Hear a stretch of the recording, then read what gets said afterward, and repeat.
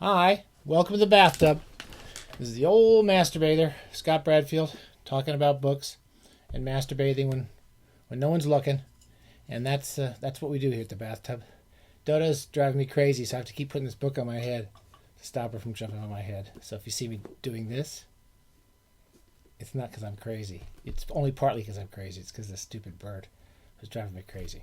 Okay, so we're catching up with another old theme show, which is we're reading the novels of William Trevor and Brian Moore backwards chronologically. There's no reason for doing that. It's just because I felt like doing it. The main reason was that I'm a big William Trevor short story fan. Brian Moore is one of my 2 or 3 favorite all-time contemporary novelists. I've read him probably more often than any other novelist, with the exception of possibly Richard Yates, who I've read as much, and Simenon, of course, who we talk about.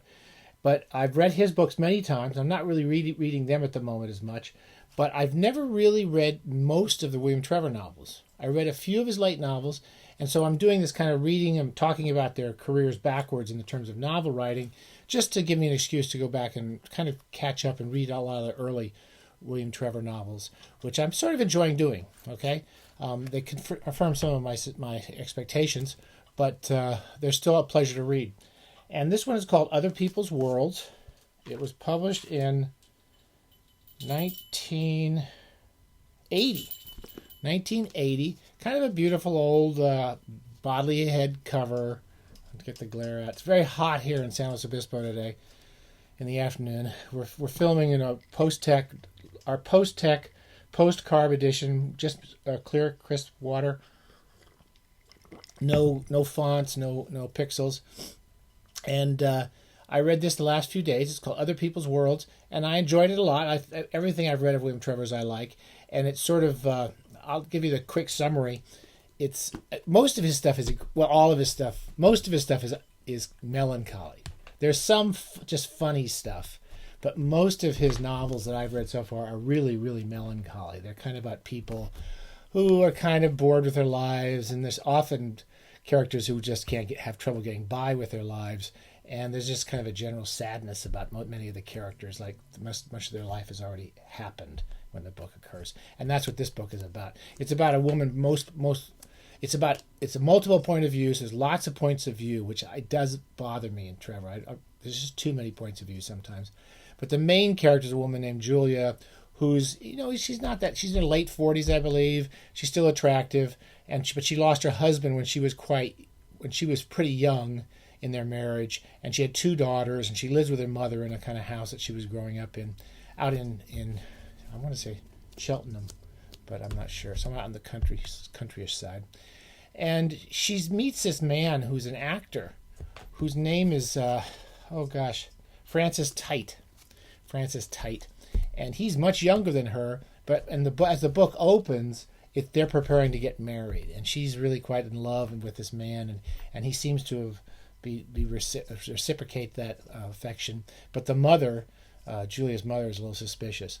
As the book develops, the most interesting character is this guy, Francis Tite, who it turns out is an actor, but he's basically this kind of psychopathic personality, which Trevor writes about really well, who kind of goes around the world. He's a very damaged guy who was abused as a kid in his parents' home, and his parents didn't know about it. And now he just kind of has a real disaffection towards everything and everybody. And he goes around and he just kind of does where the wind blows him. And he's having a little success as a TV actor as the book is started. And you follow him on what he does in parts of his life, such as going around and having sex with men in like, I don't know if it's King's Cross, but one of these rough neighborhoods in London where all the prostitutes hung out. And he goes through there and picks up money doing things. And he's got a kind of checkered history. He's got a daughter by a woman who's an alcoholic now, who keeps expecting him to come back. And he's married a woman many, many years ago who he never sees. And he's just got this totally screwed up life. His parents are the most powerful parts. Yes, his parents are in an old age home, and they've never understood this kid. And they're just waiting for years for this guy to come visit them, and he never comes to visit them. It's quite powerful. It was a very sad book, but you have this potential for this marriage to come along. And I don't want to tell more than that, but it's really about the kind of characters this woman who's kind of still has a life left in her. She's kind of a good looking Judith Hearn, like Brian Moore's famous Judith Hearn character. She's not completely out of marriage round. She still has a life in her and a possible future in her. And she marries this guy. And I don't want to tell what happens after that. The second half of the book, as I find in many of the Trevor novels, is a little treading water. It kind of wanders around. It kind of goes off from the central characters to some extent. It explores a lot of one of the Tights, the woman who gave birth to Tight, this Francis Tight's daughter, and she's an alcoholic, and it just kind of follows them through. He does this in several of his books, like Felicia's Journey, where you kind of go off and follow this kind of lost soul in London. He does it well, but it just goes on a little too long. So anyway, he's a wonderful, wonderful writer. It's really worth reading. I think this was one of my favorite of the Trevor novels so far in the mid-period.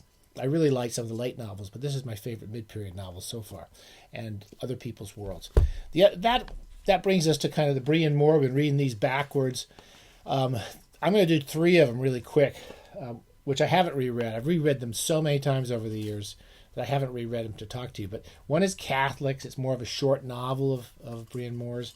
Very, very short. It's about probably proper typing pages, probably 60 pages. It's 1972.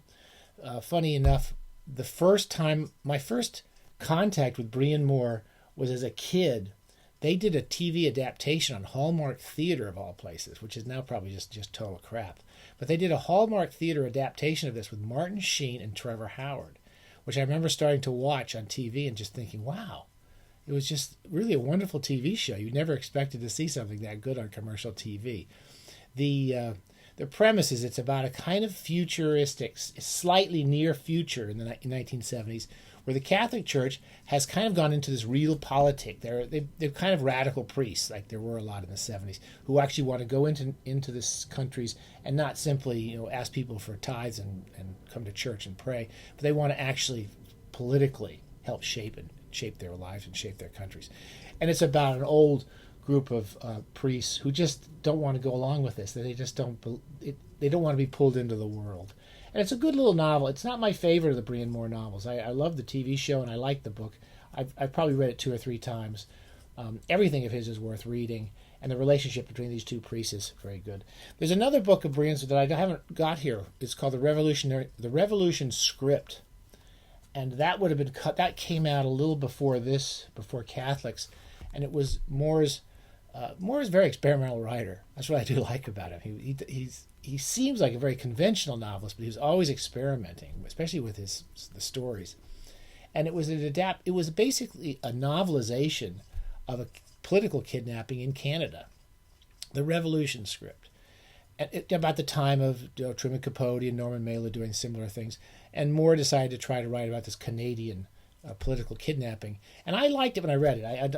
I haven't reread that one in many, many years.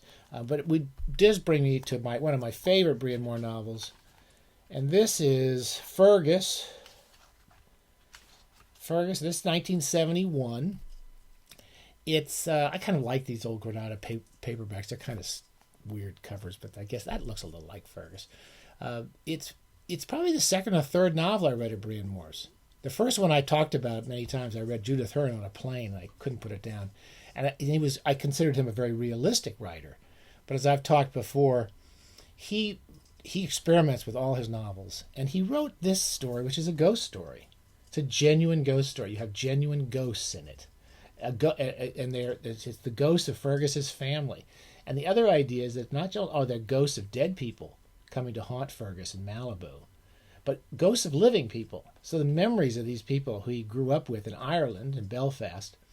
And Fergus is a poet who like Brian Moore, went to Hollywood and got some jobs in Hollywood and lived on the beach in a kind of bungalow. And it's sort of set around Brian Moore's bungalow home that he and Jean Moore moved into in California in the 60s, probably. It's a wonderful ghost story. It's a story about remembering your life and all the memories of your life coming to find you. It's also, I don't think Brian Moore wrote another one like this. It's a very funny Hollywood novel. I have an affection for Hollywood novels. And this is very good. It's got a great movie producer, Hollywood bullshit artist, and Breamore does the voices of these guys who are calling to get their scripts done and complaining about the scripts and asking when the script's going to come through and blowing smoke up your ass and then yelling at you. He has those characters down, and there's a wonderful movie character. So if you like Hollywood novels, if you like ghost stories, I remember Fergus when I first read it. I must have been 1920, and I was expecting another realistic novel like Judith Hearn. And about 10 pages into it, a ghost shows up. And it's a ghost of his mother, I think. And they're in the kitchen. And the mother takes an apple off the table and bites into it. I actually stole that idea in one of my first ghosts, but my only ghost stories. The idea that the ghost is actually becoming physical and actually can do physical things. And these memories don't only come into his head, they actually come into his house. So it's a lovely book. It kind of goes off in the end. The last 20, 30 pages I remember getting a little bit fuzzy. I've read it many, many times, but it's still one of my all-time favorite Breamore novels. There you go. Catholics, highly recommend Fergus. Recommend fairly strongly Other People's Worlds. If you like Trevor and you haven't read his novels, this is possibly a good one to read. Not to mention some of the late ones, but this is a good one. And it's a very sad story which kept me interested in these people. All right. Happy bathing. Stay safe. Dodo is very good. Dodo, everyone for Dodo. Good job, Dodo. You didn't jump on my head once. Bye.